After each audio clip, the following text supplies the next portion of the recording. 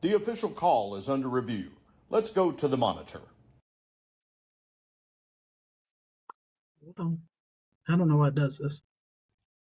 I'm ready, and then I'm not ready at the same time. But it's still recording right now, so. Yeah. And it still didn't work. Oh, well. All right, anyways. Welcome, everybody, to the Unreviewed Podcast. I am your host, Todd. Alongside me is my co-host, Marty. What's up, guys? What an awesome week we had in college football. Week 4, 5, was it? 1, 2, week 3, five. 4. Week Week 5 was probably the best one we've had, especially in the SEC slate of games that we had picked.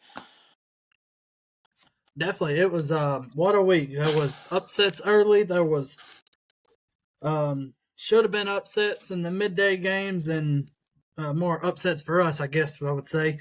And then the almost a 23-point comeback to end the night. And what to me, could proclaimly be the game of the year.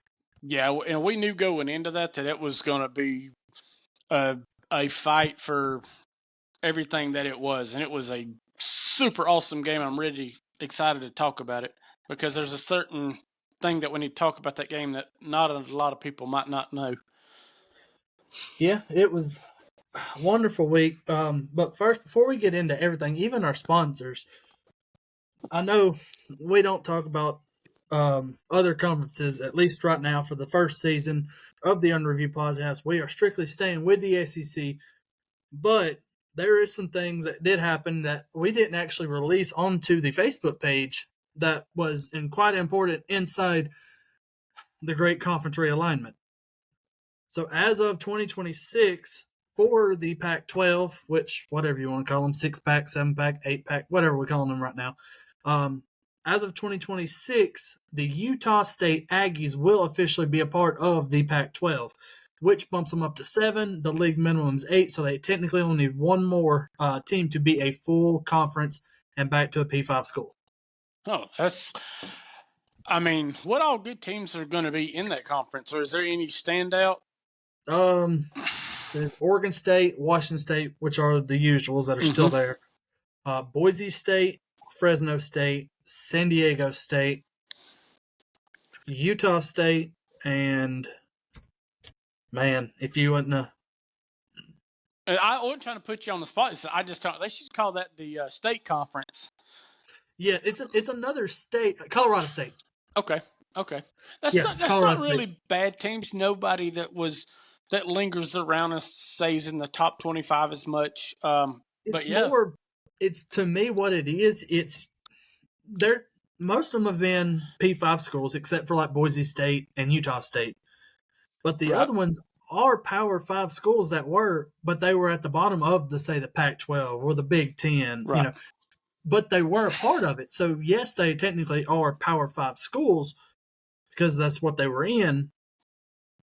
It's just they're going to this new conference that, needing folks, and at least this one is quite geographically correct.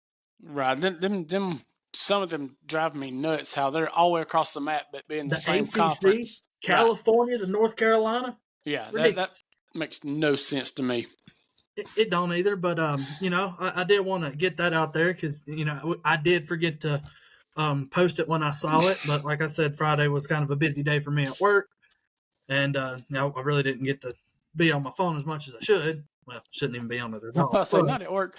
Hey, before we jump into our games, I know we're SEC bound, but Friday night had one of the best ball games that I'd seen in a long time, which was the huge controversy. I know officiating the Miami Virginia Tech game. I watched it pretty much the whole game. One of the best games I had watched until we got into some of our games for this. But what a travesty that was for Virginia Tech.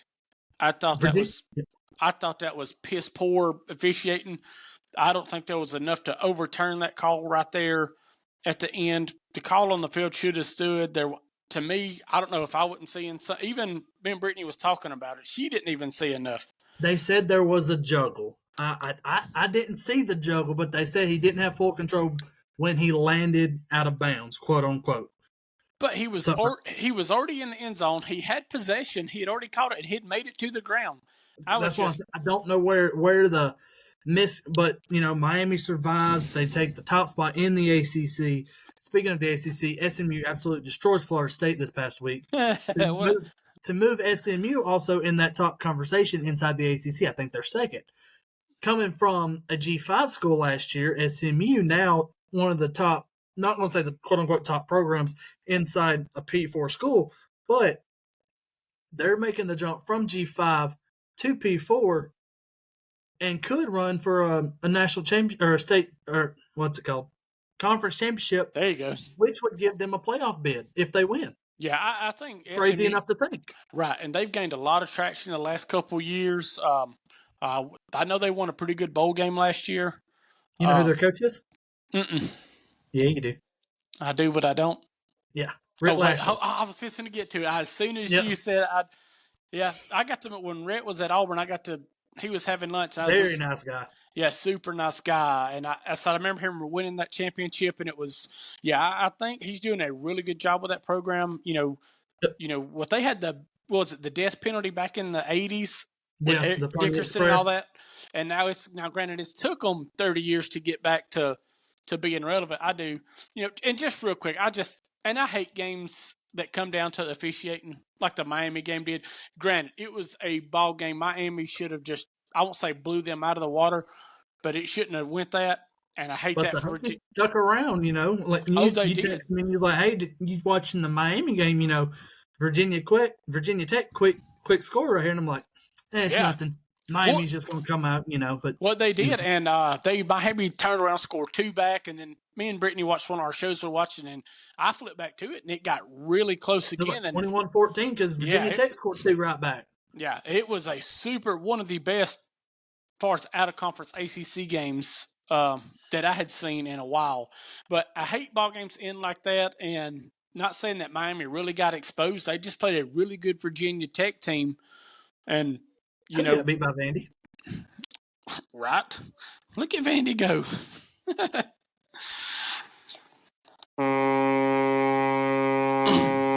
So anchor down. So before we get into our slate of games, we do want to take a timeout and get a word in from our sponsor.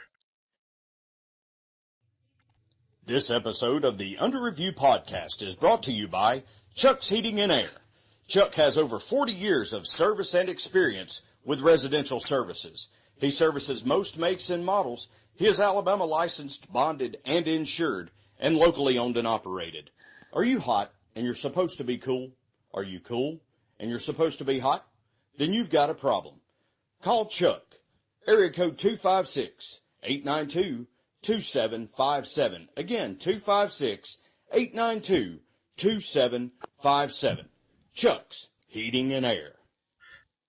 Thank you, Jud, for giving our sponsor the rundown and letting our fans know what to do when their heating and air does go out. Right. Just call Chuck, as we say. So, like we said, great set of games we had going on for week 5. Like I said in the pre-show, it was the put up or shut up week, and I fully agree with that. I think especially after the end of the Georgia-Alabama game, it was definitely put up or shut up. Some teams did that and some teams didn't. I mean, it don't look like it on paper for some of these teams that lost and or won. So just going to be a good breakdown this week. All right, Laura, let's get on into it. All right, now. You got to hit the buttons and make the sounds. I guess so. There we go. Mississippi State traveled down to Austin, Texas to face the number 1 Texas Longhorns. Final score 35-13 in favor of the Longhorns. Mississippi State was the poor Bulldog was already wounded. They just took him out back and yellered him to an extent. I mean, Arch Manning played well. 2 touchdowns in the air, 1 on the ground. They had a total of 522 total yards. Just not super impressive like a 70-point game, but they really did take care of the ball as much. I think Arch did have maybe 1 pick. I don't have it on here for 1 pick. Okay, no, then maybe not. I knew they had a turnover at one point. Jaden Blue had 2 fumbles. Okay, that's I mean, Mississippi State on their side of the ball, they had around about close to 300 yards, 145 in the air and 150. But with Shapen done for the year and the new quarterback, they don't have an identity now, which I think they're going to struggle the rest of the year. Maybe pick up, an out-of-conference win before the season's over. But, man, Texas really put it on them. I'm not – well, at one point this game was close, though. Right. Texas – but, Texas did their thing. Yeah, because it was 14-6 at half. Yeah, something like that. And then really Texas opened up third and fourth quarter with 7 points in the third, and then put 14 in the fourth to really just shine it up. But, yeah, they were already chasing a wounded dog to get it like that. I agree with Shapen being out. Van Buren, a true freshman, making his first ever start on the road in Austin against the number one team. His numbers were a little shoddy, but, to me, he did decent to keep his team in striking distance because the game, Texas's biggest quote-unquote quarter was the fourth when they scored 14 points. Mississippi State was doing good. They kept them to 7 in the first, 7 in the second, and 7 in the third. So, at some points, there's good and bad on the defense there. They really kind of held their own, and like you did say, keep it close. But like the quarterback play for Mississippi wasn't terrible. Like I said, he did keep them in and out. I just thinking the rest of the season they're going to have to figure out where this new quarterback is and get on the same page as everybody else to fight out a win. But Texas did what they were supposed to do. So right, Longhorn Nation. Let me get into this right here. Michael Van Buren, like we said, 12 for 23, 52% completion rating, 144 yards. Not great, but like I said, for a true freshman on the road in the number one environment of the SEC, props to the man. Stone Blanton on that defense with 10 tackles and 4 solos. The reason I picked defense for this the second slot, not the third slot, because there was no third slot because nobody besides Van Buren really showed out. There was not a big running game. Receivers it was. I'm not going to sit here and say, oh well, the highlight of their players was 12 rushes for 20 yards. I'm not going to do that, but that's why I went with defense here in the second slot, giving it to Stone Blanton. Like we've said before, 10 tackles is a lot to have in a game. Oh, most definitely. That's what you want to have from one of your key defensive guys. So he got that slot right there. For Texas, Arch Manning, 26 for 31. That is at 83%. Man, that's really good numbers for a quarterback. 324 yards, 2 touchdowns, and both of them were I got some of mine. DeAndre Moore with 4 receptions, 103 yards, and like I said, 2 touchdowns. Hey, Chet, I thought Isaiah Bond also had a touchdown. He might have had one, but let's see. It was 26-yard run. Okay, a run. Okay, so like a jet sweep or something like that. It's exactly what it was. Okay, that's. I knew because every time I say Isaiah Bond, Brittany just growls at me. So I would too, because that was a key loss for Alabama, in my opinion. But like you said, well, not anymore. After yeah, who's there. Yeah, we'll get in. I about spilled the beans on that one. But like I said, Texas handling business in Austin and taking down the Bulldogs.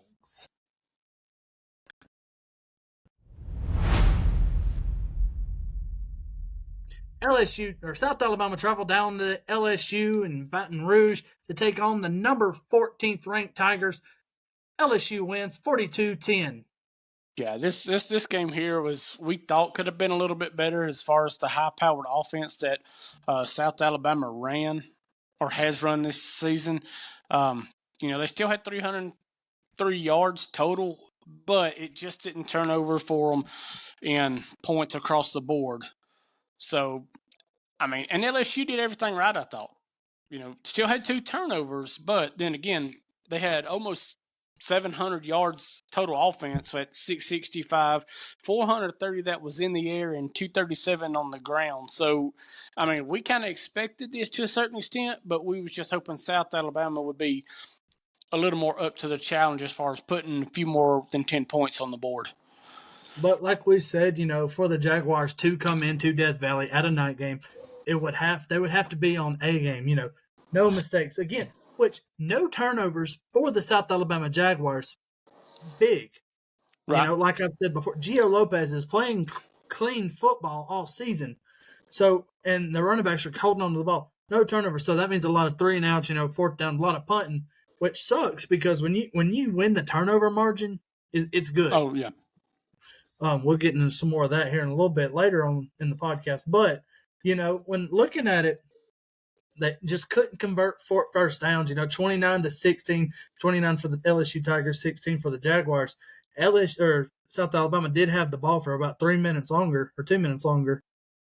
It's just, the yardage and, the typical SEC defense, which LSU is out, which we haven't talked about this, but LSU is out their highest linebacker, which is probably going to the draft now. Harold Perkins Jr. tore his ACL and out for the season. Big key loss for the LSU Tigers defense, but the no slack off right here against the South Alabama Jaguars. Oh, no. Yes, I remember when that broke, I sent it to you, and I was like, man, that's going to be big, but you couldn't tell it here. Now, it might show up again, like we said many a times, is show up later in SEC play. But again, it was all Tigers for the whole 60 minutes. Yeah. Garrett Nussmeier, 26 for 39 with 66%. 409 yards. I'm gonna get these words down one day. Don't find X, work for me. 2 touchdowns, 2 interceptions.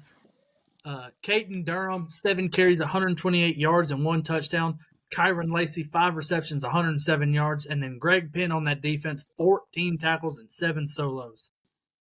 Yeah, defensively, they held any team to under 10 and under points is really good. But this is what we expected, so. It is. And like I said, it was – LSU came up, showed out 409 yards and 2 touchdowns for Nussmeier, which bumped his numbers up a little bit. And by the way, there is now 5 quarterbacks inside the SEC that have thrown over 1,000 yards. Wow. And one's about to throw for 2,000. Everybody knows who that is. You can throw for them, but if you don't win, it really ain't. Right. And like I said, we're just going to roll on down to this next one then. Hey, that is not what I hit. That's what I hit because there was an upset alert at Vaughn Hemingway Stadium yesterday as the Kentucky Wildcats took down the number 6 team in the nation as the Ole Miss Land Rebels go down 20-17 via Brock Vandergriff. Man, this was just a really good ball game. It was. I don't say both teams struggled, but we saw that Kentucky team against Georgia. I really thought they brought it, man. The Kentucky 336 yards total offense, 249 in the air. Not Vandergriff. What's his? Dart? Nope. Kentucky's quarterback. Vandergriff, yeah, you had it right. Yeah, okay, I had it right.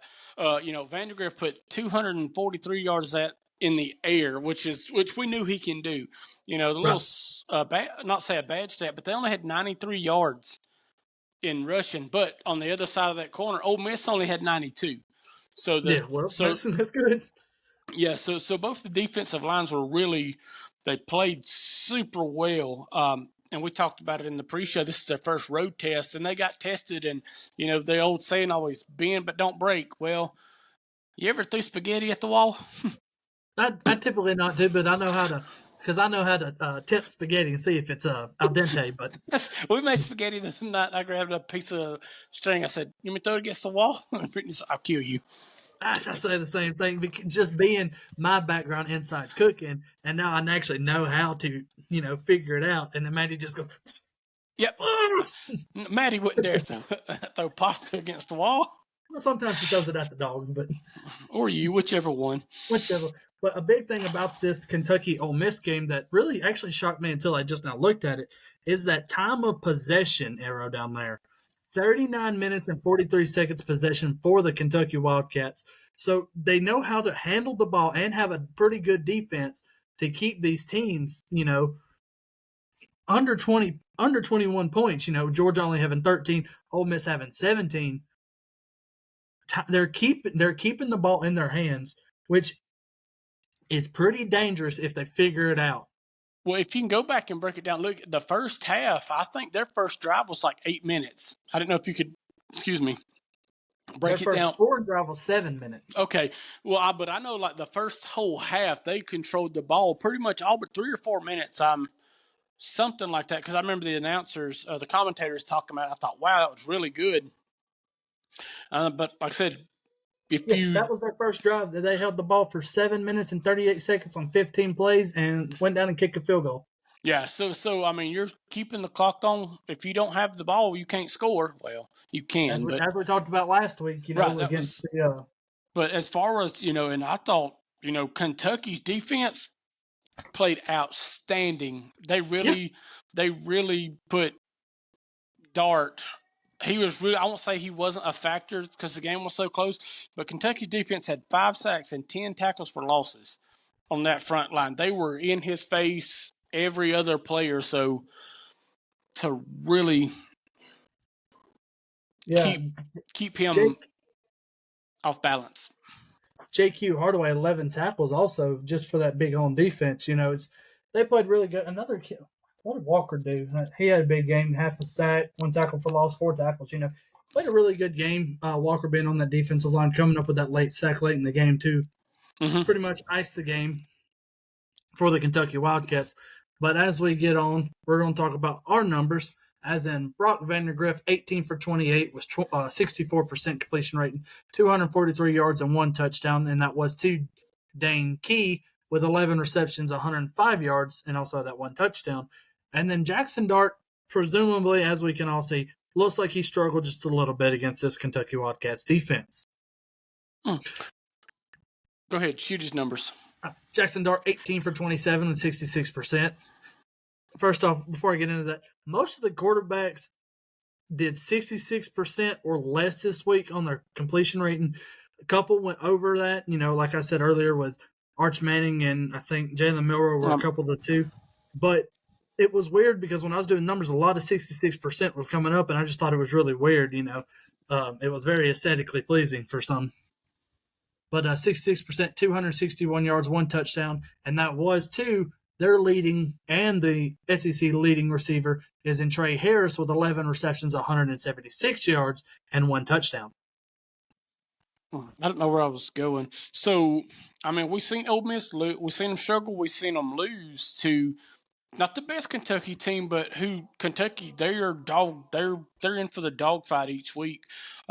So where does Ole Miss turn looking and going into South Carolina next week?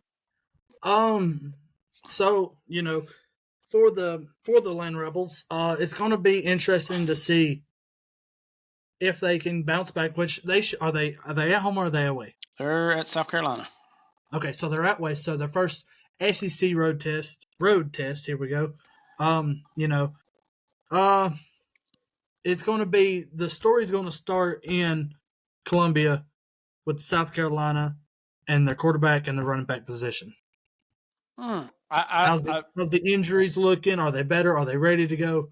If Sanders ready to go, rock and roll, could be better than just having Robbie and whoever the second string is. Right. Don't sleep on South Carolina's defense because we know they are a powerhouse. Debo Williams and them guys, I really think they could. Kennard. Right. I think I'm not doing any picks, but if they put it on Dart like Kentucky did, they're going to fall farther in the ranks because I don't say that South Carolina will win, but they have a chance to pressure him and really make some very mistakes. It's even we talked about, how with Ole Miss having them 4 cupcake games early in the season, where they're putting up 70 points a game or so.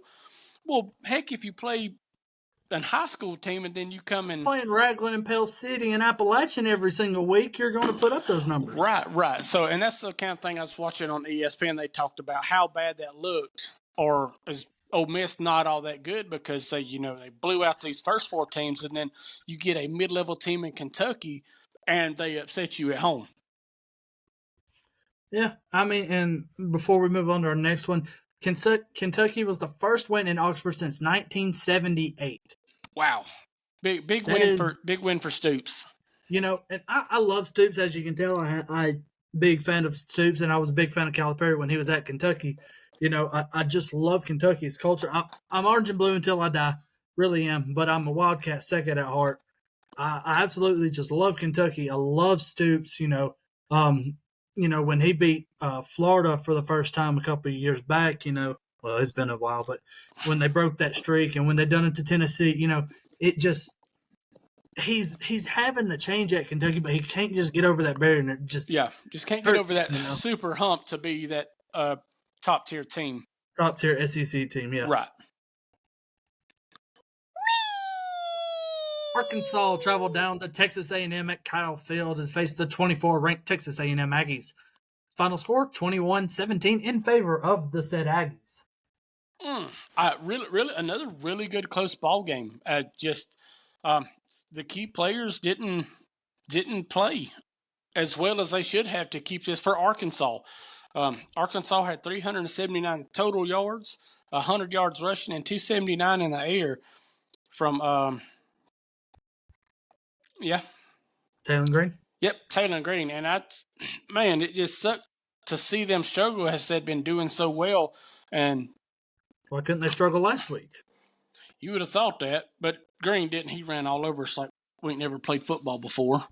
Yeah, and I think the big key for Texas A&M is that Marcel Reed is coming in to be that quarterback that they need to get a few more than a handful of SEC wins. Right. Hold on. Do you know who leads now inside the SEC? Probably him.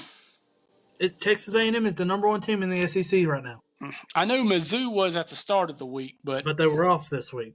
Right. So, but yeah, I thought Marcel Reed was really a Swiss Army knife. I think he had one or two in the air, one on the ground, or he really did everything. Two in the air. Okay. Did he have one on the ground? I'm not tracking. Okay. Yeah, but he really stayed in there and made the plays. And, excuse me, man. That's getting me too. It's Mr. Pibb right here is making my burper act up. But no, at the end of the day is what killed Arkansas Razorbacks in the end was turnovers. That last fumble really sealed the game for Texas A&M. Texas A&M caused them to have, man, I just had a total brain fart. But Texas A&M caused them for 3 turnovers that really played a lot into the ball game. And then I don't know if I've seen really great numbers because they only had 300 yards total offense for the Aggies. That's what I was about to get into. If you look, if you watch on YouTube, like I said, we are on YouTube. If you look and see on the screen the numbers, you would think, hey, Arkansas should have had this game. Exactly. Time of possession, a minute in favor of the Razorbacks at 30 minutes, 39 seconds to 29 minutes, 21 seconds.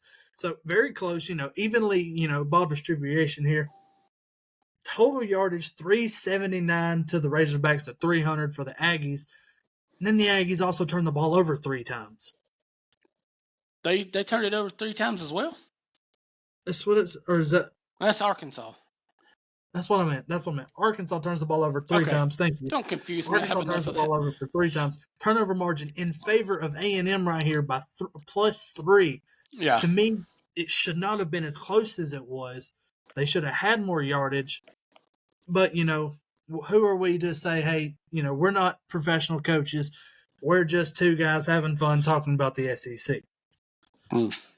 Yeah, it's another super good close ball game, which I enjoy these games unless somebody like Fred Sanford, having a heart attack. And because I could have swore I had at least 3 yesterday. Let's see. Taylor Green, 23 for 41. Ow, mother trucker, dude. That one hurt. Golly. 23 for 41, 56 yards, 279 56%, 279 yards. Here we go again. 1 touchdown, 1 interception. And that 1 touchdown was to Isaac Tasala. 5 receptions, 121 yards. Landon Jackson on that defense finally making a name for himself. 8 tackles, 6 solos with 2 sacks. And then Marcel Reed went 11 for 22 at 50%, 163 yards, 2 touchdowns. Le'Veon Moss, 13 carries, 117 yards, no touchdowns. And then Noah Thomas, 6 receptions, 109 yards, and 1 touchdown.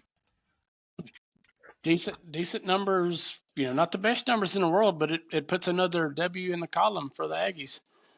It does, and I mean, they're finding a way to stay alive. Staying in the top 25. As much as I hate it, but I didn't expect them to lose this game, right? No, I don't remember what we picked, but I'm pretty sure I picked Texas Arkansas. A&M. I think you had Arkansas. I did. Yeah. Well, no thanks to our pick 'em this week. Right.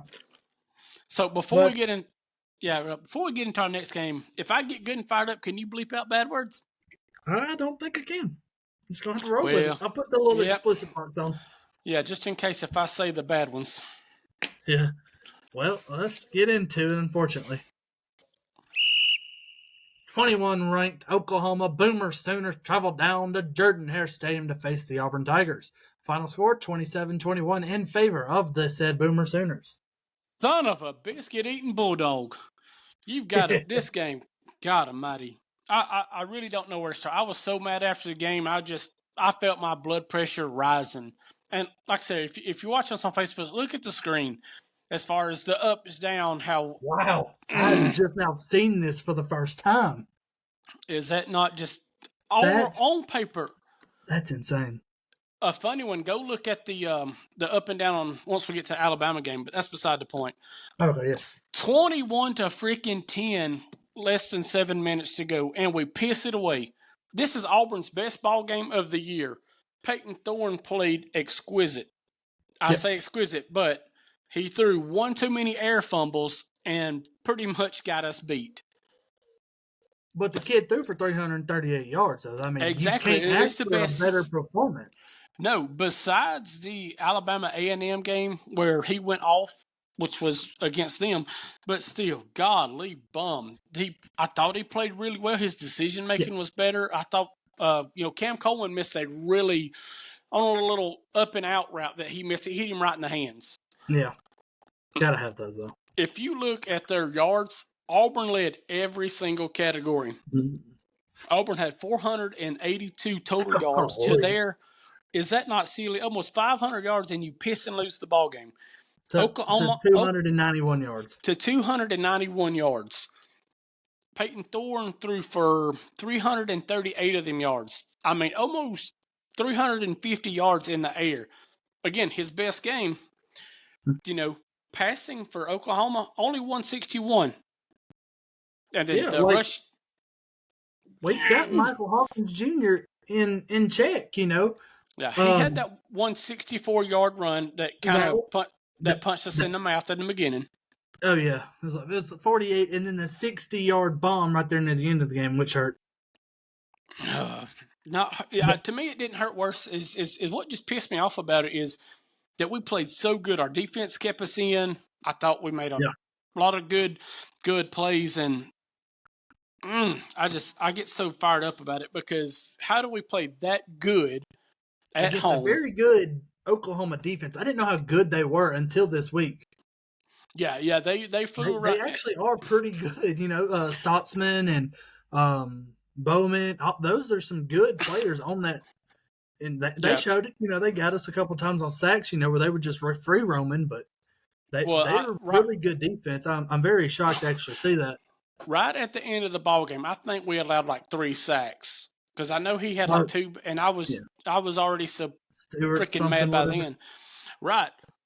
The numbers, I look at it, maybe I got the teams mixed up or something, but that's what drives me nuts is Auburn won every single category. Auburn had 26 first downs. Oklahoma only had 11. And the more I look at this, I mean, they were penalized 10 times for only 78 yards. We had 7 for 61, which is a little bit better than our average. Yeah. Looking down there at the 10-minute margin, Auburn had the ball more, 35-26 over 24-34. They did what Kentucky does or tried to do. They were methodically moving the ball, and I like that style of Auburn offense for Auburn, and their defense playing like they did worked great until, like I said, right until 4 minutes to go when the pick six happened. Well, and just on the coaching side of it, it's not for freeze, but I thought there was a little bit of mismanagement right there at halftime. Yeah. Right there before the halftime that we could have went in, and it was just a whole mess. But, I don't want to blame it on one player. I just thought we win as a team, lose as a team. But if the freshman would have made the 2 field goals, like I said, we got to have Alex McPherson back. Towns Magoo did play great in the spring game. He hit a 63-yarder. I think he had all the points for the blue team. He did. He's good. Don't get me wrong. Walk-on kid, by the way, from Auburn, so a hometown product. It's just in that situation, you got to blow out your little balloon knot and kick the goddamn football. Exactly, and like I said, we know he's going to, to stay around, but them hurt. Them really hurt us. I didn't even think about it through the whole ball game, but more I got to looking at it later that night and more. If we'd hit them 2 field goals, we wouldn't have been in this situation. Which, me, we've watched numerous Auburn games together. Mm-hmm. One being Auburn's famous loss to Florida State in the 2013 National Championship game. Mm-hmm. When, if I remember, it was Cody Parkey was our kicker. It was. He missed a field goal in the first quarter, and me, you, and Uncle Craig are down inside Auburn Arena, just because we went down there to watch the game. And I turned to you and I said, hey, watch, this field goal that he just missed in the first quarter is going to come back and bite us. And Auburn ended up losing 2-3, something like that. It was close. I don't remember. That's the first time as a grown man I've cried over a football team. I don't know what it is. It's when I have that feeling of like, hey, he should have made that, and that's going to come back and bite us. It usually does bite us, and I guess I'm a psycho or something, psychic or something. Yeah, and I just didn't think it played that much of a role until I got to looking at it afterward. And you don't, you don't until you actually look at it and be like, hey man, we lost by 6 points. You missed 2 field goals. What a help. Yeah, like I said, I was, and what drove me nuts about watching the ball game, every drive Auburn would get into, well, Peyton Thor's already had 5 interceptions this year. He's hadn't done this, hadn't done that, and every time, and I just feel like they talked it up. They talked up the pick. I mean, and like they do a lot of kickers. This kicker hasn't missed one in 40 freaking attempts, and then he goes and shanks it. Yeah. And that kind of thing. But it just kind of drove me nuts a little bit. But overall, I thought Auburn played well. There's a lot of good things. I did thought one thing we talked about in the pre-show is that we did rely on Jacquez a lot, but I thought we could have did more with him. Yeah, definitely. I don't know if remember you and I or me and Dad that were talking is, when Sam Jackson come in, I was talking to Brittany, that's what it was. Give the ball to daggum Jacquez right there on that 2 and 3 yard line and let him fight like he did for the other yards that he got. Now, I can see a more pissed off Jacquez when he runs the ball this year. I guess it's because he said he's going to get less carries or something like that. But you can tell, usually Jacquez has a smile on his face. He is one of the happiest men you'll ever meet outside of football. A-Day, fan day, happiest man he can be. Cowboy hat wearing, jeans, short. He's a great man, But this year, it's just something to switch with. It's business. Serious, pissed off. I'm getting every yard, which he's breaking. He's got breaking. He'll run through the yard line of scrimmage, and oh man, he's going 2 yards, and there he goes for 20. Yep, he's doing what he needs to do. He's on a different mentality this year. Give the man more rep. Give him. What was after the Seahawks sock or Marshawn Lynch? Run the damn ball. Right, yeah. God, that's all you got to do. But my blood pressure go up.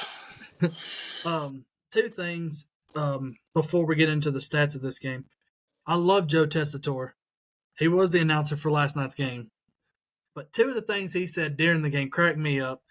For some of y'all that don't know, he is now on Monday Night Raw at 8 p.m. on Monday nights. Joe Tessitore is? Joe Tessitore is. Yes, he is. He brings a whole new level to it, and it cracks me up. Just hearing, because, we've known Joe Tessitore all our lives. football. And now he's doing WWE, and it just cracks me up. But one of the things he said, it was right after he threw the interception, and he messed his name up, and he called him Peyton Turd. Because he did. I remember. He called him Peyton Turd, and he said Thorn, and I just laughed my butt off. And I was too busy throwing my hats in my phone. So yeah, but it was just it's still funny though. But no, go ahead. The last thing was when he threw the interception. Actually, it wasn't Joe Tessero. It was one of the people on SEC Now. He said, "Will the real Peyton Thorne please stand up?" And I said, "Oh, you got to be kidding me! Man. You just gotta pick on a man when he's down." Well, and the thing is, overall, I know that Auburn's going into Georgia next week. That's scary to look at. But I thought Auburn did a lot of good things that we haven't done in some of these losses. Right. I think, Peyton, he come out, made some pass, hit them. That one touchdown he threw to Lambert Smith was phenomenal. He just hit him right in the hands. It was perfect. But Simmons was good. I know your favorite play was the Luke Deal touchdown. That little slanting over, and Luke Deal just laid out for it. I love Luke Deal. He's a university man. He's a product that's been there since he was a freshman. He could have went on, but he is an Auburn man, just kind of like John Samuel Shanker from last year. I got some of his gloves. Yeah, I just love it, and I love when products like that just finally just get in the end zone. Michael Riley Decker did it last week, even though he's only a sophomore, but he's a junior, redshirt sophomore, so he's been there for 3 years. Just battling out. I love big tight ends because they go through a lot. They have to force the block, and they don't want to block. They want to catch the ball, and they want to be like these high receivers. So props to you, Luke Deal. I love it. Like I said, before we get into the Auburn-Georgia game, that's going to be a whole nother story. But again, they done a lot of good things. I don't know if they'll have momentum, but they did see something we can work on in practice. And, after the game, Peyton Thorne, he said, he's tired of the silver lining. So that means you got to get mentally ready to go now. It's crunch time. Yeah, you've got to go. Rough for me. Yeah, you've got to get up and get with it. Which I thought he had I won't say a perfect ball game. That one little mishap, I thought, later on in that last drive that we had, I think he was sacked 2 or 3 times. Yeah. But that could be the line. It was close, and you're just trying to make a play. It was a loss, but hopefully in the end, I think we come out with a little bit more. Yeah. That was Michael Hawkins Jr. We're just not getting in the stats. Good Lord. 10 for 15 for 66%. There we go again. 161 yards passing, 14 carries for 69 yards and 1 touchdown. And then Kip Lewis, the pick 6 to seal it for him, as Peyton Thorne goes 21 for 32, 65%, 338 yards with 3 touchdowns and 1 interception. You really can't ask for a better play besides that 1 interception. That 1 air fumble. Yeah, you played stellar. The defense played good, and it was 0-0 to one of the best teams defensive turnover-wise, in football this year with Oklahoma. And then you only give up 1 turnover, and Auburn's lower on the totem pole. Great play. And then Jarquez, 17 carries for 97 yards. As Oklahoma, unfortunately, squeaks out, Boomer Soonered it up and make the Tigers fall to 0-2 in the conference. You got your phone on you? Yeah. Look at that real quick. That's one of the graphics I hadn't. Yeah, the graphics are going to be pretty good this week for the post show, so you'll get a chuckle out of them. Yeah, and then after we got all the Auburn talk out of the way. Yeah, now that it really grinds my gears. Let's head on the road. Oh, move out of my way. As the number 15 Louisville Cardinals travel down to Notre Dame to face the 16th ranked Fighting Irish, 31-24 in favor of the Irish. Yeah, we really thought this was going to be a tug of war, and it was. It was a heck of a ball game. At some points, it really didn't look close. Time of possession was within 2 or 3 minutes of each other. Louisville had yards, though, man. Yes. The Louisville had 437 total yards, 264 in the air, and 137 on the ground. Let's flip over to the Fighting Irish with 283 in the air. 283 to begin with, 163 in the air, and 120. by paper, Louisville led every category. Yeah. And they found themselves in the loss column. And like I said, but this is just now. Granted, both of them were the same on turnover margins, yes, but it's the time when turnovers happen. Like we said again in the Auburn game, if that pick six would have happened earlier in the game, it probably wouldn't have been as much as when it happened. The two late turnovers by the Cardinals helping Notre Dame seal the victory. It's all about timing when these turnovers happen, and that's how Notre Dame. Because as you can see, Louisville was outscoring them in that fourth quarter. They were coming on after getting smacked in the first quarter, 21-7.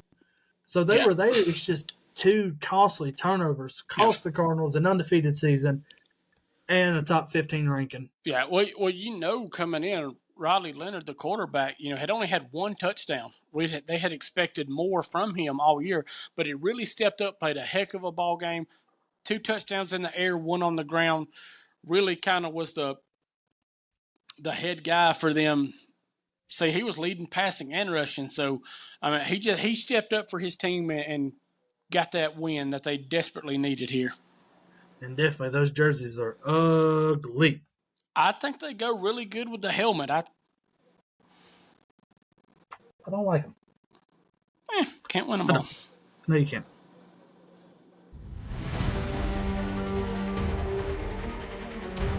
Now it's time for the Under Review Podcast Game of the Week, as it was a big one inside the SEC. The number 2 Georgia Bulldogs traveled down to Bryant-Denny Stadium. Final score, the Tuscaloosa Crimson Tide, Alabama, whatever they're called, 41-34 over the Bulldogs. Like, news break, if anybody didn't know, Ryan Williams is only 17 years old. 17? Who would have thought? Thought he was 13. Holy crap. 17 years old playing college football? I never think that was a thing. Yeah, I didn't think they could play till they were 18. I thought you had to have a certain little license for 17-year-olds to play. Crap. Anyway. If I hear that one more freaking time for Kurt Herbstreit, Joe Tessitore, I don't care who it is. You're now the worst announcer in the face of the earth. We all know. We've watched him for 5 weeks. Shut up. Shut up. Drove me nuts. But overall, this was a dadgum dog fight. Just a heavyweight that we expected. That my note here was everything we thought it was going to be, plus some. Plus more. I know me and Brittany sit here and watch the whole game. The first quarter, first and second quarter was just Alabama doing Alabama things. You go up 30 to 7 at half? 37 at halftime. But to the credit, like we talked about in the pre-show, I think Georgia's got the coaching here.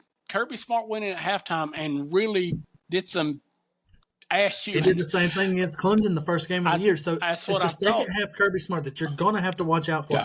I don't know what happened against Kentucky, but I don't know.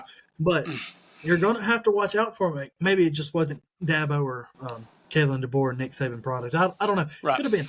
Who knows? But no, that's what Brittany said the whole game is that Georgia's a second half team.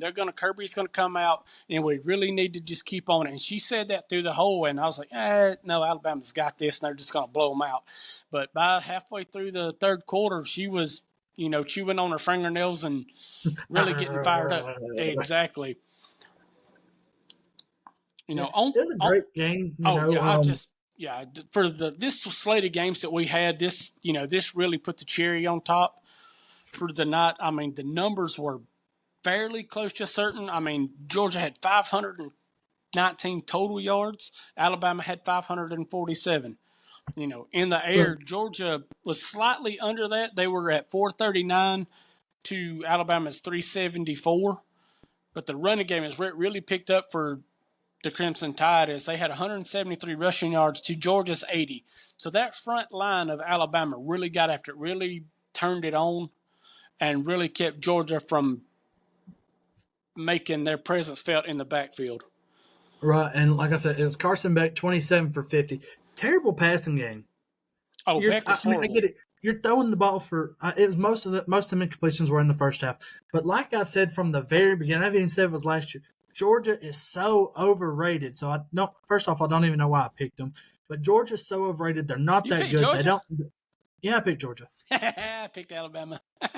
they're out. They're good running backs. They're out. Bowers and McConkey and all these other players.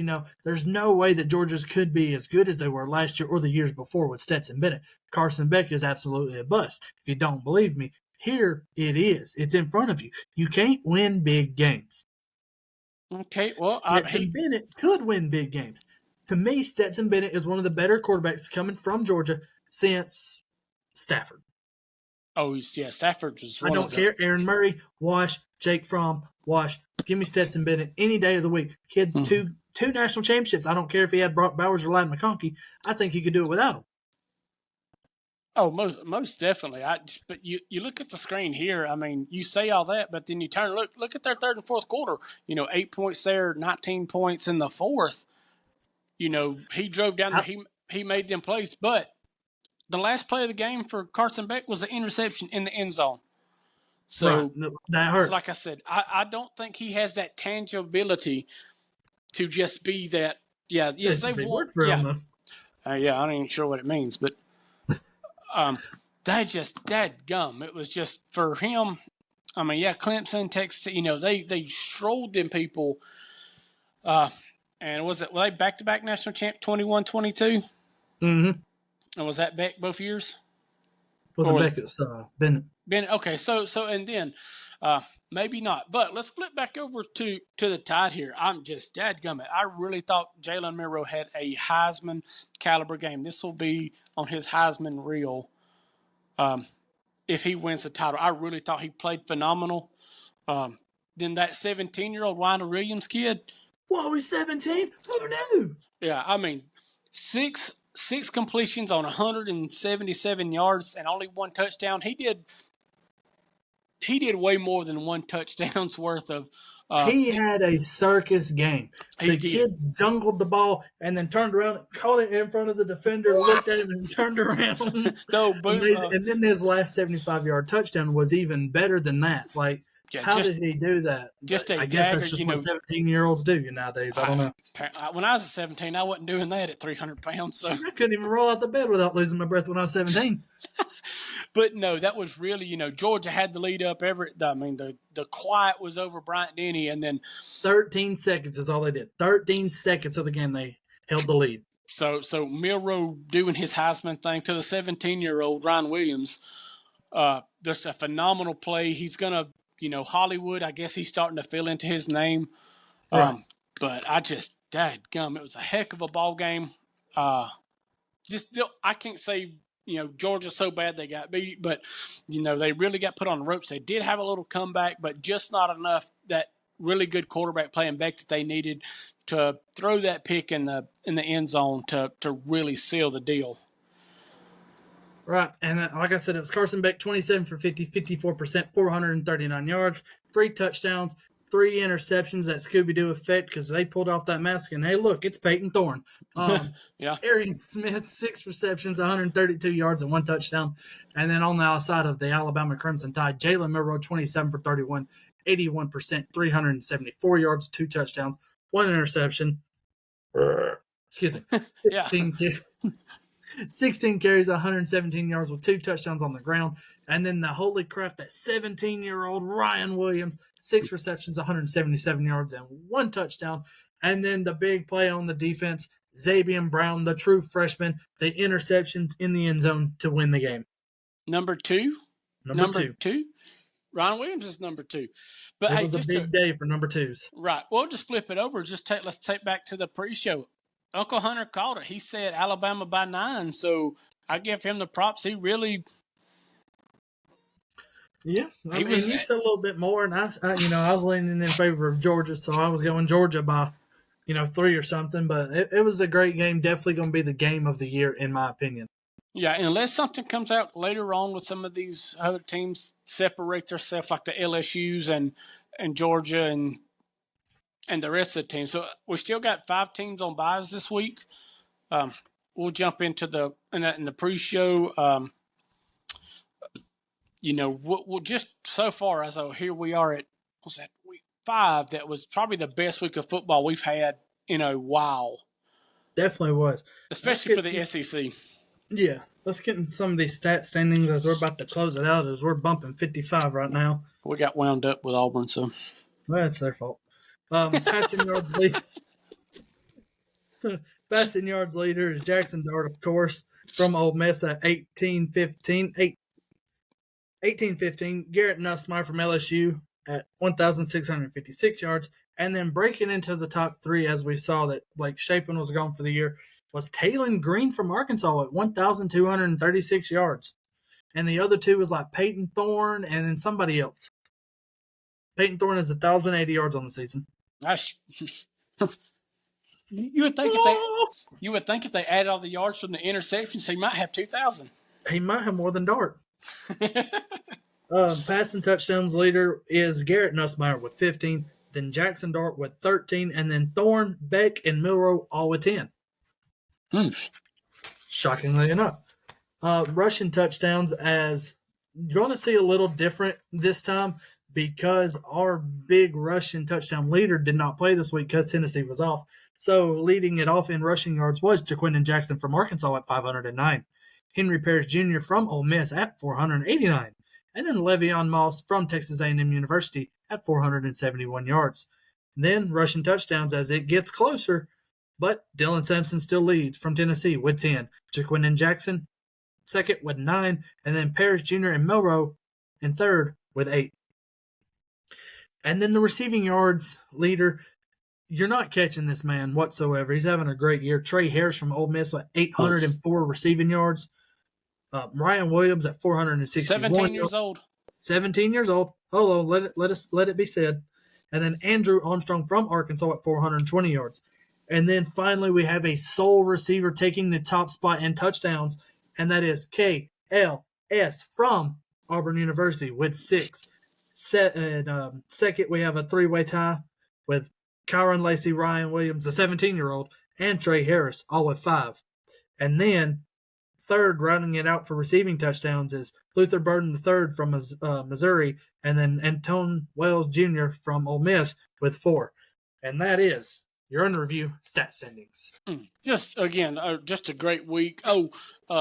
I know your schedule's crazy with second shift and all you're working, but I was watching Hunter and Nick. They were on, and we definitely got to get together when we can find some time to get a little collab going, either just sit down on their end or however. I said, I know your second shift's crazy, but I watched their show and talked to them a little bit Friday while they were on air. So definitely want to get with Hunter and Nick, and he said possibly Hayden, and just have a good old time. Just a big old SmackDown versus Raw situation going on. Right. But like I said, as we ran over because, even though we did have less games this week, there was too many good games this week that it was kind of hard all to fit in that 45-minute segment. But, we got you an hour, so if you're working, just pop us on. I ain't really sorry about it. Don't get me fired up. I won't talk forever. But as you all know, God loves you, and we love you here at the Under Review Podcast. And special thanks to the Dad Pod with Hunter Brassfield and Nicholas Adams, the Hayden Coker Media and Hayden Coker Show with Hayden Coker, and then Jud Dickinson and Brandon Trammell. We thank y'all so much. We love all y'all, and we even love you as fans. Thank y'all for listening and being true people. Thank you for the interactions on Facebook. Man, what a heck of a week. I really enjoyed that. It was really just, really, really just insights our hearts. And we answer y'all as the Under Review Podcast Facebook. So sometimes it may be me, sometimes it may be Marty. Who knows? Sometimes we don't even know who posts. Even we had that conversation the other day. It's like, did you post this? I didn't post this. Well, maybe you did. But, so it is coming from us here. You don't know who you're talking to, but we pretty much have the same. Very, very sneaky. Yeah, same brain. Scary. But again, thanks for listening. And as always, we'll see you at the monitor when we go Under Review. Thanks for making the call to go Under Review. Join us next time as we go to the monitors. Until then, keep your flag handy.